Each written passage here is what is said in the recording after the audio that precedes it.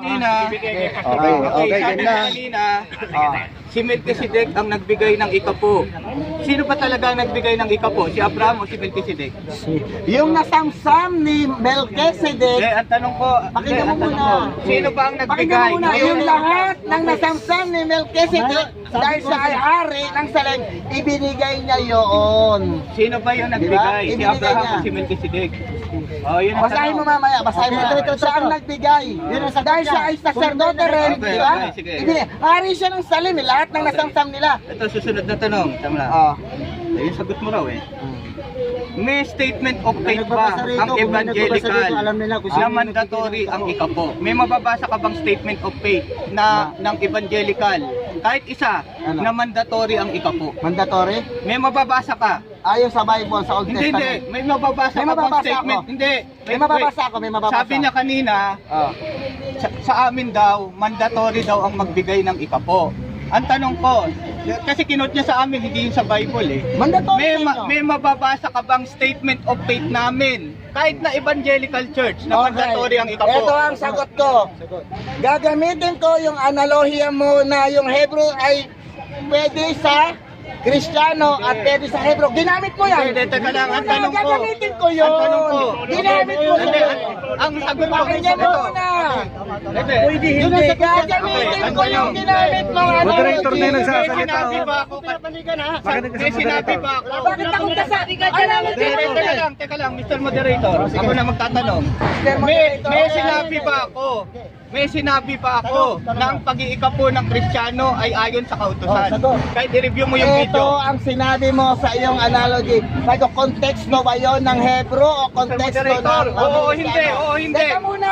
May sinabi ba ako May na ang sinabi ka pag-iikapo nga, ng Kristiyano ito. ayon sa Oo, kautusan? sinabi mo, oo, ito ang Wala, sinabi wala. niya. Sagot, oo, sabi niya, dahil yung binasa niyang Hebrew, Okay. tinanong ko sa doon, Mr. ang sagot mo, Moderator. ikaw, Mr. Moderator, ang tanong ko.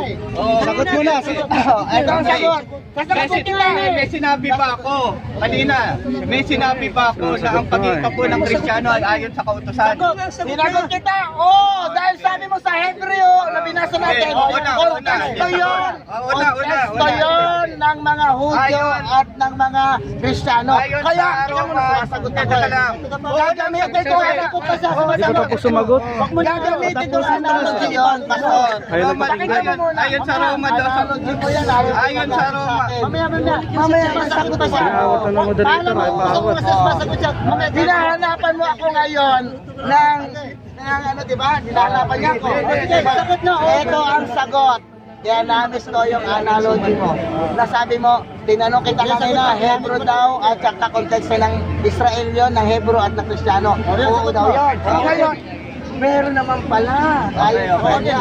Ayun. Ito. Tutulan ngayon yung sinabi Okay. niya. Ito, basahin. Binasa mo kanina. May binasa mo kanina yung yung sa Levita. Sa Hebreo 7 ba Levita lang ba ang binabanggit? Sa Hebreo 7 Levita lang ba ang binabanggit? Kasama si Melchizedek. Oo. Kasama. So, umiiral pa ba Hari yun, hari, umiiral pa ba yung pagkasaserdoteng Melchizedek? wala na dahil Wala pinalitan na. siya ni Kristo. Wala na, pinalitan na. Mr. Moderator. Okay. Okay, next. Susunod na tanong. Hindi sacerdote. Susunod na tanong. Ikaw po. Oh, sa susunod na tanong. Sumagot ka na. Yung sagot mo. Sa Roma daw sa 8, ayon sa pasya ng puso. Pag pinasya ng puso ko na magbigay ng ikapo, pwede pa? Walang problema. Walang problema. Walang problema. Ayaw na, Okay, ayaw. Walang problema. Okay. Okay, walang Sa problema. ikalawang Korinto 8:11, kung bukal ba sa loob mo ang pag-ikapo, pwede ba yun? Walang problema. Ayun, Dahil walang bukal. problema. Okay, walang problema. Susunod na tanong. Oo. May sinabi ba ako kanina na inobliga namin ang miyembro na mag-ikapo? Gagamitin ko na naman yung analogy mo. Di ba? Yan. Yung sa Hebro. Sabi mo, konteksto yun ng mga Israelita at ng Kristiyano. Kaya nga. Therefore, obligado sila. Ngayon, Dahil ginamit mo yun. conclusion mo lang yan. Ang Ayan, tanong, ha? nung sinabi ko Teka ba muna, ang magtanong Hebreo ka, magtanong ka muna, 7, magtanong nung ka muna. sinabi ko ba ang Hebreo 7, Ah. sinabi ko ba doon na obligasyon o ayon sa pagpapala? Pastor, Oo. ang sinabi mo kanina, sasagot ko ha, kung Oo. obligasyon Hindi, na yun. Ngayon, Yung binasa ko ba Hebreo 7? Sinabi ko ba sa nakikinig na audience na yun ay obligasyon o yung pagpapala? Okay.